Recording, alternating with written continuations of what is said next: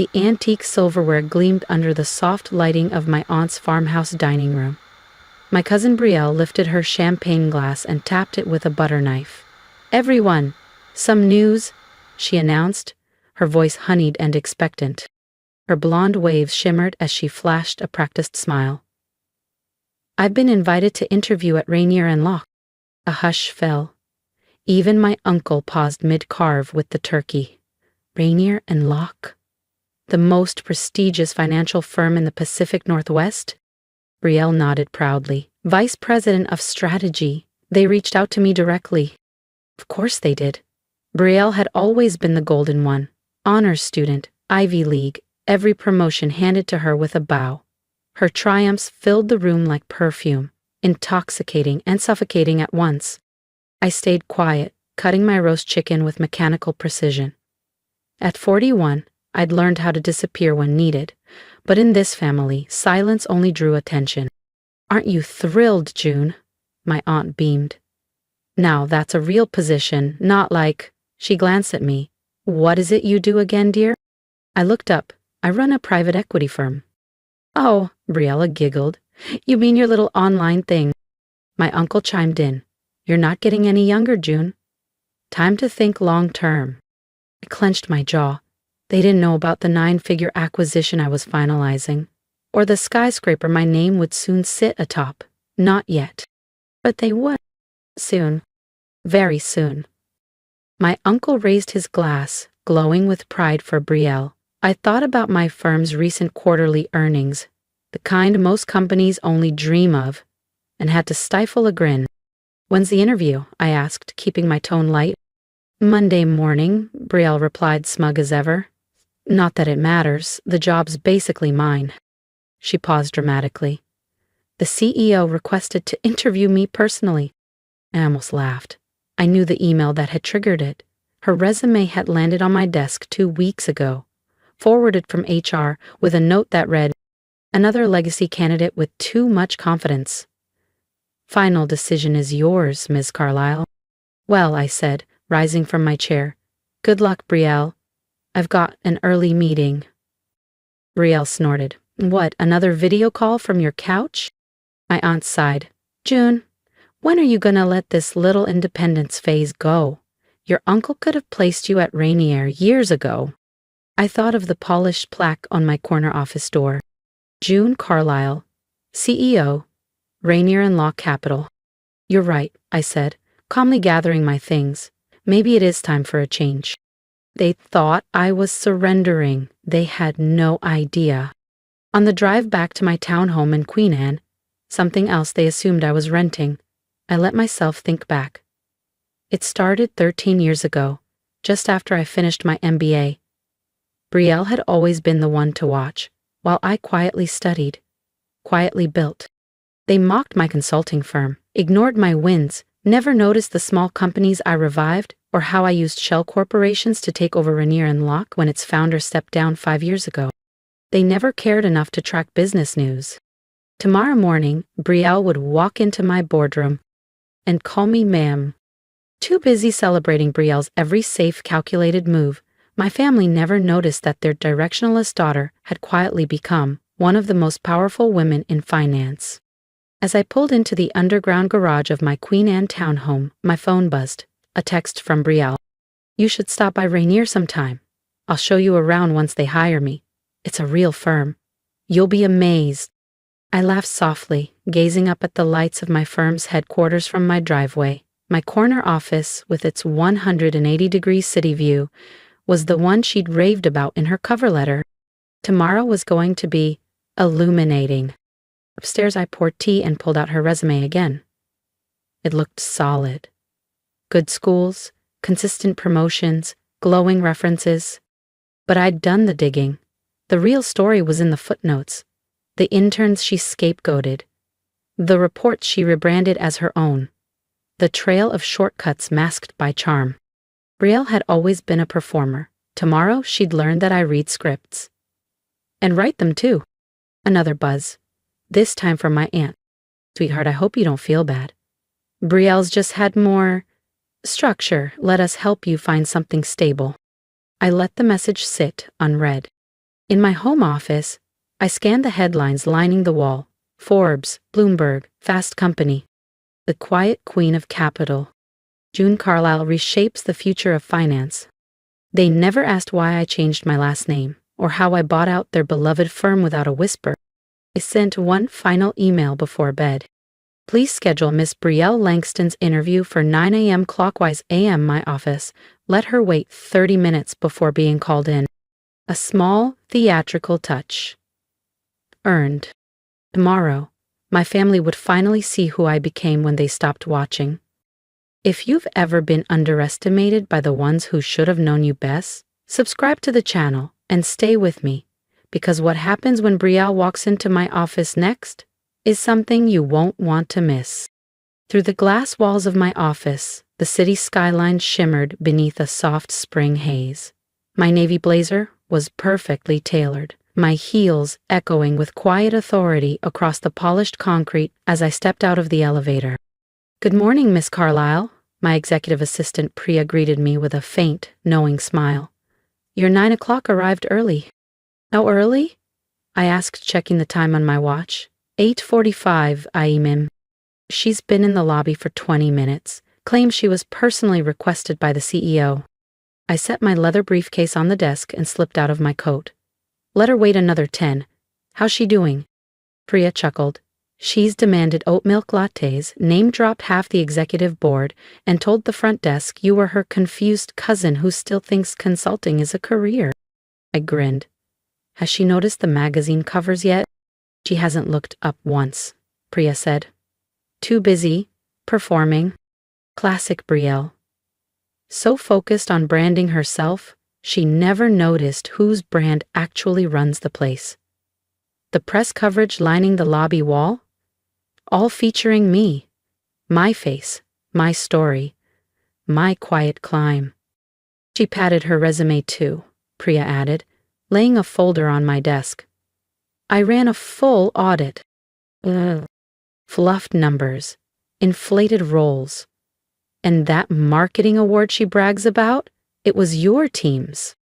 I nodded, unsurprised. Like that science fair project she won in '05? The one I built while she was doing choreography?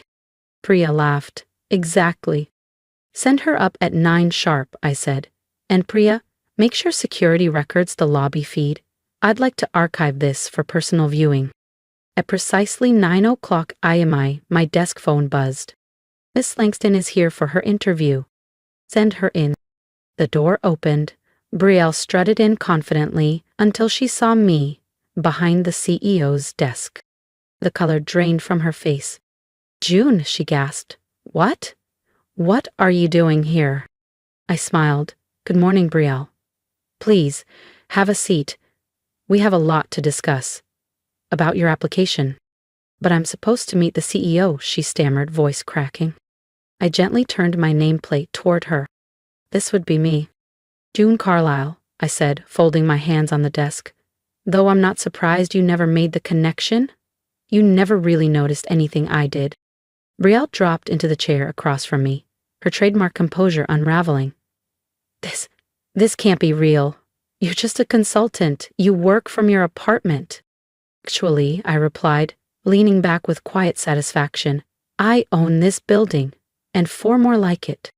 I slid her resume across the desk. "Rainier & Locke has been my company for the last 5 years. Now, let's talk about your application. I have a few questions." Her voice cracked. "You can't be the CEO. You're nobody." I didn't flinch. "That's what you all thought, isn't it? Poor June. Always the afterthought, the backup plan, the girl with a freelance phase." I watched her squirm. "Tell me, Brielle, did you ever once ask what kind of consulting I did, what companies I worked with? Or were you too busy listing your own average accomplishments at every dinner table?" She lowered her eyes. No. I didn't." I nodded. "None of you did. You were all too busy dismissing me to recognize what I was building." I opened her file.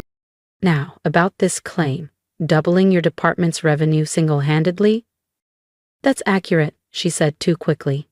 But her eyes betrayed her. "Interesting," I replied, pulling out a printed report. because your company's annual growth last year was 30%, and the credit, according to your peers, goes to a junior team you initially vetoed. Her face went crimson. You've been investigating me? I investigate all senior executive candidates. We hold high standards here. My phone buzzed. Priya's voice came over the speaker. Ms. Carlyle, your aunt and uncle are in the lobby. They're demanding to see you. Of course they were. Send them up, I said with a calm smile. Looks like we're due for a proper family meeting. Brielle shifted in her seat. June, look, about last night. About everything I said, Brielle began, her voice thin. Save it, I cut her off, calm but sharp. I'm not interested in apologies born out of panic. You spent years mocking me, brushing off everything I worked for. Now you'll sit and learn exactly who your underachieving cousin really is. The office door burst open. My aunt and uncle stormed in, expressions twisted in a cocktail of confusion and offense. June, my aunt gasped. What is going on here? What are you doing in the CEO's office? Good morning, I said coolly, not rising. I was just reviewing Brielle's application. You're welcome to join. We were discussing qualifications, specifically honesty and results. My uncle's voice sharpened. Enough of this ridiculous charade. You're humiliating your cousin. I stood slowly, letting the weight of my presence quiet the room. No, Uncle David. For once, you'll listen. I pressed a button on my desk. The frosted glass behind me flickered into a panoramic display. Charts, headlines, acquisition records. Financial growth under my leadership. Welcome to Rainier and Locke, I said. The firm you brag about at dinner parties. The one Brielle applied to, desperate to climb inside. The company reshaped by the woman you all dismissed. They stared, stunned, at the numbers, the headlines, Fortune, Bloomberg, Forbes, my name on every one. This can't be, my aunt whispered, sinking slowly into the leather armchair. This is all yours? Every line, I said, walking around the desk. The consulting firm you mocked? Just the foundation. While Brielle was bragging about quarterly reports she barely wrote, I was transforming failing companies. My uncle finally spoke. Why didn't you tell us? I smiled, but it didn't reach my eyes. I did, you just never listened. Brielle's voice cracked. June, if we'd known. I raised a brow. Exactly. If. I cut her off. You only care now because of what I've built, not who I am. This isn't about pride, it's about power. And now that I have it, suddenly I matter. I pressed another button on the desk. The screen behind me shifted again. Security footage from last night's dinner. Brielle's voice rang out, clear and smug. She can't even get a real job. Stop, Brielle whispered, her face burning. We get it. Do you? I turned to her, sharp now. Because I've been watching you stitch your career together from half-truths and stolen credit. I've spoken with your former managers, your so-called mentors. I know how you got where you are. My aunt stood adjusting her silk scarf nervously. June, surely we can find a solution. We're family after all. I picked up Brielle's resume. Family, like when she took credit for my science project? Or when she told her college friends I dropped out because I started my firm instead of joining hers? That kind of family? I was young, Brielle muttered. We all make mistakes. Yes, we do, I said coldly. And now you live with yours. There was a knock. Priya entered with a thick folder. The background investigation you requested, Miss Carlyle. Thank you, I said, flipping it open. Falsified achievements. Workplace bullying reports, plagiarized campaigns. Brielle's face went ghostly. Those were never proven? Because your father paid to bury them, I finished. But I don't bury misconduct. Rainier and Locke runs on integrity. My uncle stepped forward, tone suddenly businesslike. June, let's talk about this privately. No need for drama.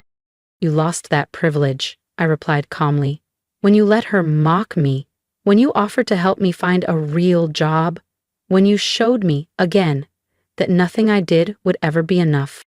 I pressed another button. The office door opened. Harold Bennett, my general counsel, stepped in.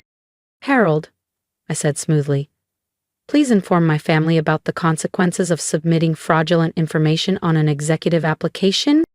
Harold adjusted his glasses. "Falsifying credentials at this level is grounds for immediate disqualification and in some cases legal action." Silence. And I let it sit. "Especially," Harold continued, "if former employers choose to pursue defamation or intellectual property theft." Brielle's poise shattered.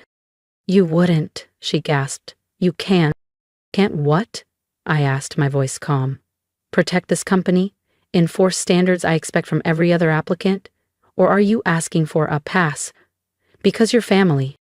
"June, please," my aunt pleaded, her voice suddenly fragile. "Think about the damage this could do to our reputation." I tilted my head. "You mean like the damage you all did to mine? With the years of smug comments and dismissive remarks?" I shook my head slowly. "Brielle's application is rejected, effective immediately, and I'll be forwarding our findings to her current employer. They deserve to know who's representing their brand." Brielle burst into tears. But they weren't her usual manipulative cries. These were different. Raw, real, the sound of consequences finally catching up. I turned to my aunt and uncle. "You should think carefully about how you've treated your daughters. One you praised endlessly despite deception, the other you dismissed despite her honesty and success." My uncle's jaw tightened. "You're enjoying this? Humiliating your family?"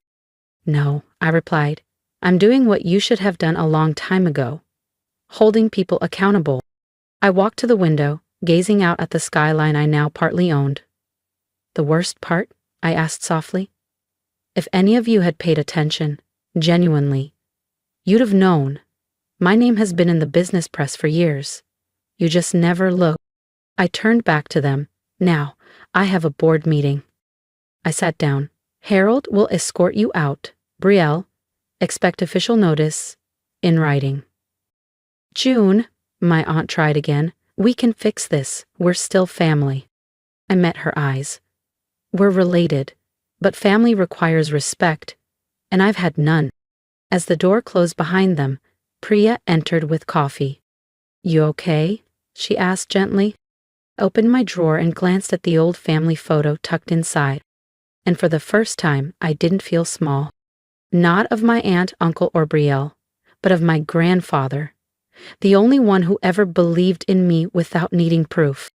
"You know what, Priya?" I said, exhaling deeply. "Yeah, I really am okay." Over the next few months, everything shifted. Brielle's employer launched a quiet but thorough investigation into her past work. The result? A resignation that wasn't exactly voluntary. My aunt and uncle stopped showing up in the society pages. Their polished reputation faded, dulled by the uncomfortable truth that they had dismissed the daughter who built an empire while praising the one who borrowed legacies. I stayed focused, grew Rainier and Locke, led new acquisitions, mentored startups. The story eventually got out. The anonymous CEO who built an empire under the radar while her own family called her a failure. It sparked headlines, podcasts, conference invites. 6 months later, I received a letter from Brielle, not an email, a real handwritten apology. She'd taken an entry-level job, her first without family favors. She finally understood what real work looked like. My aunt's letter came months after. Humbled, hesitant, asking for the chance to know me, not the version they had imagined, but the woman I had become. I keep both letters in my desk, beside my grandfather's photo, not out of sentiment, but as a reminder. Success isn't about proving others wrong. It's about proving yourself right. 1 year later, I was in my office, reviewing quarterly growth reports, when Priya walked in with the newest issue of Forbes. June Carlisle, The Power of Quiet Success. No mention of family drama, no headlines about betrayal. It's the story of what we'd built, the industry we were changing. Because real success doesn't shout, it simply endures.